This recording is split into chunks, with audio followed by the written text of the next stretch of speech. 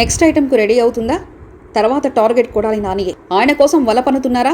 పక్కా కేసులతో అరెస్టు చేస్తారట. మాజీ మంత్రి కొడాలి నాని ప్రస్తుత ప్రభుత్వానికి టార్గెట్ అని చెప్పాలి. ఎందుకంటే గత 5 ఏళ్లు కొడాలి నాని టీడీపీ అగ్రనేతలపై విరుచుకుపడ్డారు. చంద్రబాబు వద్ద నుంచి లోకేష్ వరకు ఎవరిని వదలకుండా ఆయన విమర్శలు చేసేవారు. వ్యక్తిగత దూషణలకు కూడా దిగేవారు. కొడాలి నాని అసెంబ్లీలోనూ బయట కూడా టీడీపీ అధినాయకత్వంపై చేసిన విమర్శలతో అప్పట్లో కొంత వైసీపీకే ఇబ్బందికరంగా మారింది.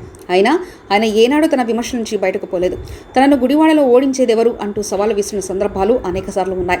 ప్రధానంగా చంద్రబాబు, లోకేష్లపై చేసిన వ్యాఖ్యలపై ఇప్పటికే తెలుగు తమ్ముళ్లు గుర్రుగా ఉన్నారు. అయితే ఇప్పటివరకు ఓటమి ఎరుగని కొడాలి నాని గుడివాడలో తొలిసారిగా ఓటమి పాలయ్యారు. గతంలో ఎన్నో మార్లు ఆయనను ఓడించాలన్న టీడీపీ చేసిన ప్రయత్నాలు ఫలించలేదు.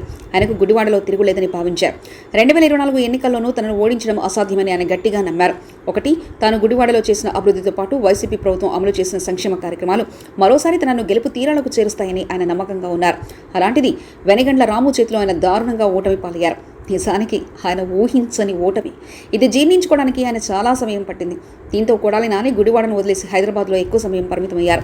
తన ముఖ్య అనుచరులకు మినహా ఆయన ఎవరికీ అందుబాటులో లేకుండా పోయారు. పార్టీ కార్యక్రమాలు కూడా నిర్వహించడం లేదు. కొంతకాలం దూరంగా ఉండాలని డిసైడ్ అయినట్లు తనను లక్ష్యంగా చేసుకుంటారని కొడాలి నానికి తెలియంది కాదు. అందుకే ఆయన ముందు జాగ్రత్తగా గుడివాడకు దూరంగా ఉంటున్నారని ఆయన సన్నిహితులు చెప్తున్నారు. హైదరాబాద్లో ఉంటూ అవసరమైతే తప్ప ఎవరికి ఫోన్లు కూడా చేయడం లేదు. ఎవరైనా ఆయనను కలవాలనుకుంటే హైదరాబాద్కు వెళ్లి కలవడం మినహా మరో అవకాశం లేదు.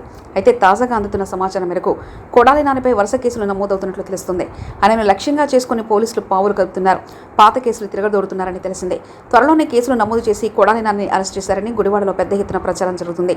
దీంతో కొడాలి నాని అనుచరులు ఆందోళనలో ఉన్నారు. తమ నేత అరెస్ట్ అయితే తమ పరిస్థితి ఏంటన్న ఆవేదనలో ఉన్నారు.